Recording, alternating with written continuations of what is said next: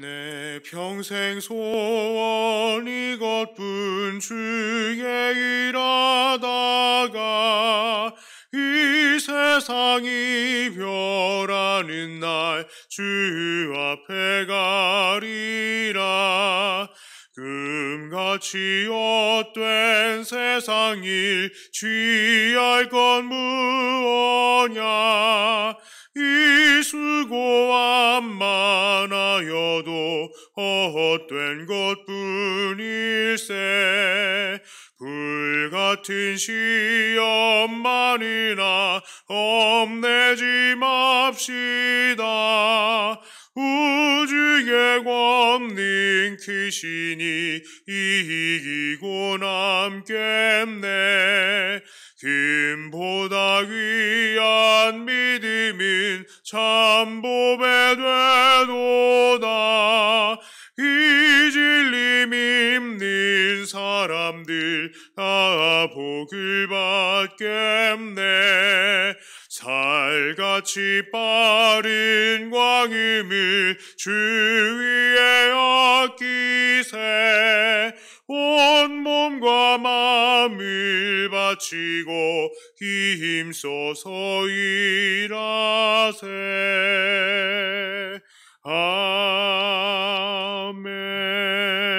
아멘. 하나님 말씀은 시 113편입니다.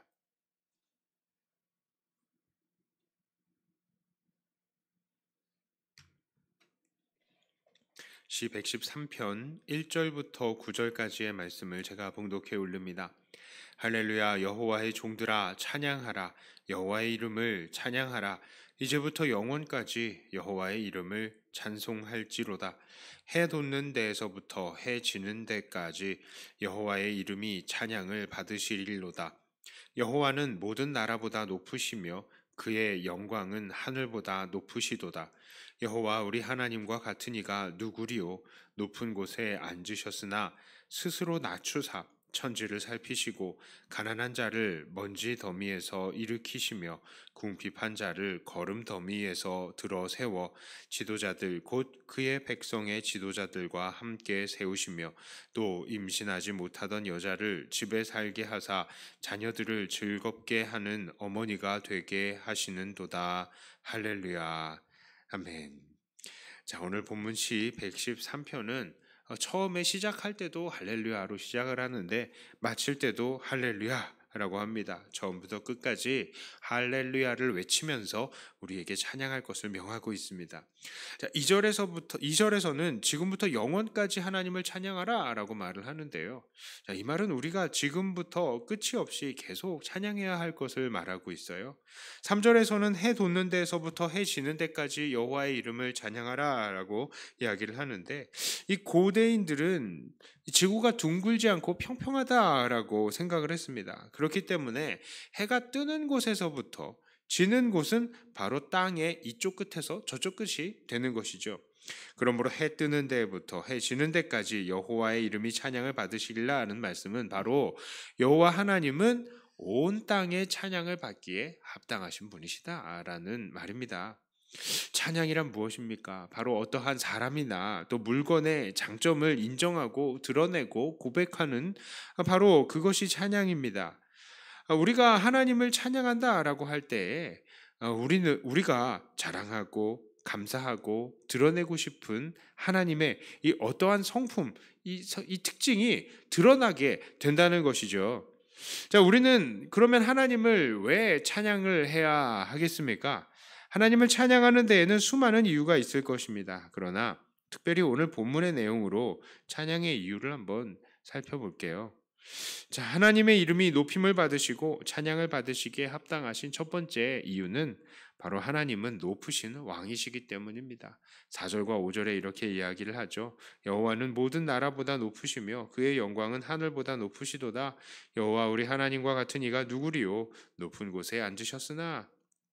여호와는 해 뜨는 곳에서부터 해 지는 데까지 땅 위에 위치해 있는 모든 나라들보다 높으신 분이십니다.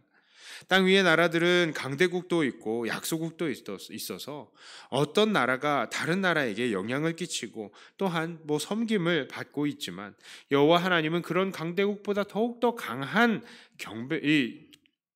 강대국보다 더 큰 경배를 받으시기에 합당한 그런 높으신 분이십니다. 계속해서 4절 하반절은 부연 설명을 하고 있어요. 그의 영광은 하늘보다 높으시도다. 여호와의 영광이 바로 하늘보다 높다라고 하는데, 어떤 사람은 여기 하늘이 영어 성경으로는 물리적인 하늘인 스카이가 아니라 헤븐을 썼으니까 이것은 영적인 하늘인 천국을 의미한다라고 말하는 사람들도 있는데, 구약의 이 원어 성경은 이 둘의 이 헤븐이나 스카이나 구분 없이 쓰고 있습니다. 그러니까 왜냐하면 당시 사람들은 물질 속에서 신적인 존재가 깃들어 있다라고 생각을 했기 때문이죠. 그래서 그들은 가장 높은 곳에 위치해 있는 하늘을 가장 높은 신적인 존재로 생각을 했습니다. 그런데 4절 후반부를 보니까 이 시인은 바로 그 높은 신적인 존재인 하늘보다 더 높은 곳에 하나님께서 계신다라고 합니다. 그리고 5절에서 시인은 이 하나님이 앉으셨다라고 표현을 하고 있어요. 이것은 바로 하나님께서 하늘의 보좌에 좌정하셔서 모든 나라를 통치하시는 온 세계의 왕이라는 것을 의미하는 말입니다. 하나님은 세상을 통치하시는 왕이십니다. 우리는 인간 세계의 왕이나 대통령 같은 권력자들을 두려워하죠. 왜 그렇습니까? 그들의 한마디면 우리의 삶에 정말 크나큰 어려움이 끼쳐질 수 있기 때문입니다. 하지만 하나님께서는 바로 이러한 왕들 위에 계신 왕이십니다. 온 세상이 하나님의 뜻대로 지어지지 않은 것이 없고 하나님의 뜻대로 이루어지지 않은 것이 없습니다. 하나님은 오늘도 하늘보다 높은 곳에서 왕으로 앉으셔서 만물을 붙드시고 세상을 주관하시고 계십니다. 하나님의 말씀 한마디면 우리가 죽기도 하고 살기도 하는 것이죠. 그러므로 하나님은 우리의 찬양을 받으시기에 합당하신 분이십니다. 자, 두 번째로 우리가 하나님을 찬양해야 할 이유는 하나님께서는 스스로를 낮추셔서 낮은 우리들을 살피시는 분이시기 때문입니다. 5절의 후반부와 6절은 그 이유를 말해주고 있어요. 높은 곳에 앉으셨으나 스스로를 낮추사 천지를 살피시고. 자, 하나님께서는 하늘보다 더 높은 그 보좌에서 자기를 낮추어 하늘과 땅을 모두 살피십니다. 살피신다는 말은 하나하나 무슨 일이 있는지 낱낱이 주목해 보신다는 말이에요. 게다가 이건 그냥 보시고 그치는 것이 아니라 7절과 8절을 보니까 가난하고 궁핍한 자를 일으켜 세우셔서 백성들의 지도자와 높은 자들로 함께 세우신다라고 합니다. 또한 9절을 보니까 임신하지 못하던 여자가 자녀들을 즐겁게 하는 어머니가 되게 하신다라고 말합니다. 자, 이 말씀은 하나님께서는 낮은 자를 들어서 강한 자들을 부끄럽게 하신다는 말씀이시죠.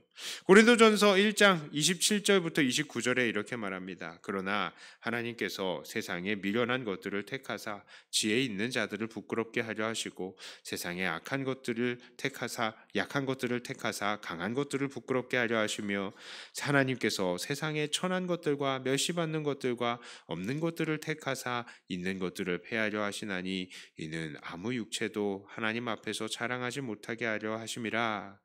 자, 우리는 이제 개천에서 용나기 어려운 시대가 되었다라고 합니다. 공부를 아무리 열심히 해도 성공하기 어렵다라고 해요. 그저 대대로 부자인 사람들의 자녀들이 그 부를 물려받아서 그 돈을 굴리고 또 굴리게 되어서 더 큰 부자가 된다라고 말을 합니다. 어쩌면 그 말이 맞을지도 몰라요. 우리 같은 사람들은 평생 가난하게 살다가 가난 속에서 죽을 수도 있습니다. 하지만 생각해 보십시오. 오늘 우리 하나님은 높고 높은 그 하늘에서 우리를 사랑하셔서 이 낮고 낮은 땅에 우리를 위해서 예수님까지 보내신 사랑의 하나님이십니다. 우리는 이런 하나님의 사랑을 입었고요. 또 이미 세상의 부귀와 비교할 수 없는 고귀한 하나님의 자녀가 되는 권세를 얻지 않았습니까? 우리 하나님은 이미 우리를 통해서 세상의 높은 자들을 부끄럽게 하신 것입니다. 게다가 하나님께서는 이 세상에서도 우리를 통해서 하나님의 영광을 드러내십니다.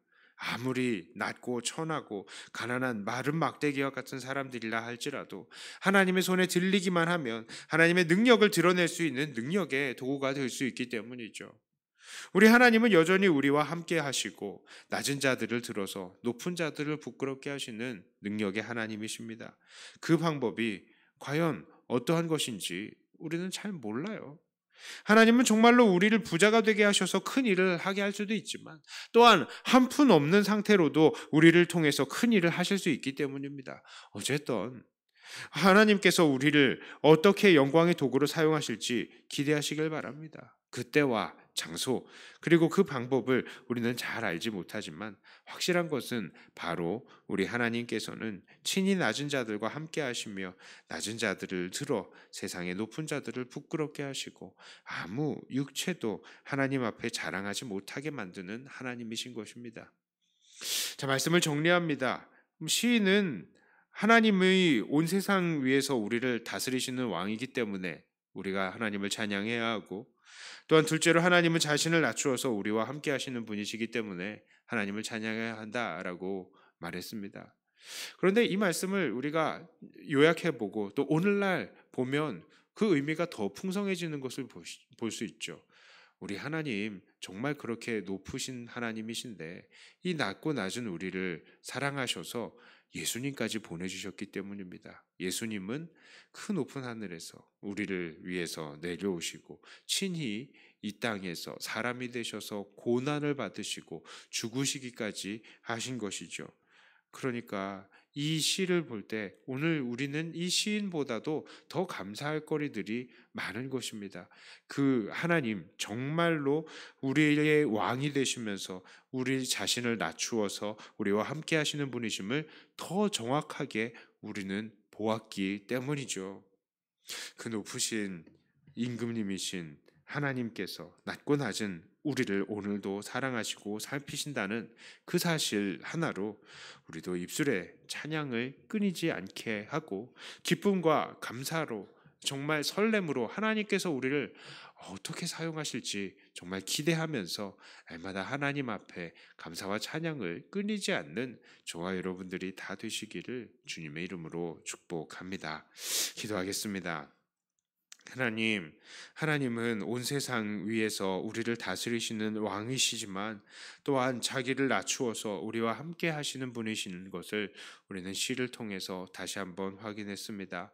정말 이 모든 것이 사실이라는 것이 예수님을 통해서 다시 증거가 될 수 있게 하여 주셔서 감사합니다. 그러므로 우리는 다시 기대를 합니다. 우리를 위해서 이 땅에 내려오신 예수님 통해서 우리에게 모든 것들을 채우시고 또한 우리를 통하여서 하나님의 일꾼을 삼으시고 도구로 영광의 도구로 삼아 주시는 것을 우리가 기대하며 날마다 하나님 앞에 더 크게 쓰임 받을 수 있기를 소원합니다. 하나님, 우리를 통하여 영광만 받아 주시옵소서. 참 날씨가 차갑고 또 많은 사람들이 건강으로 또 어려워하고 있는 이때입니다. 하나님께서 우리를 불쌍히 여기시고 연약한 우리들을 이 모든 형편을 잘 아시는 줄 압니다. 하나님 돌보아 주시어서 강건케 하여 주시고 하나님께서 우리들의 이 낮고 낮음을 불쌍히 여겨 주시어서 하나님 우리가 이 연약한 가운데에서도 하나님을 소망하고 바랄 때에 또한 하나님의 일하심을 경험하게 하여 주시옵소서. 이 시간 기도하며 하나님 앞에 나가오니 하나님 우리의 기도를 통하여 일하여 주시옵소서. 예수님 이름으로 기도드리옵나이다. 아멘. 하늘에 계신 우리 아버지여, 이름이 거룩히 여김을 받으시오며 나라 임하옵시며 뜻이 하늘에서 이룬 것 같이 땅에서도 이루어지이다. 오늘날 우리에게 일용할 양식을 주옵시고 우리가 우리에게 죄 지은 자를 사하여 준 것 같이 우리 죄를 사하여 주옵시고 우리를 시험에 들게 하지 마옵시고 다만 악에서 구하옵소서. 대개 나라와 권세와 영광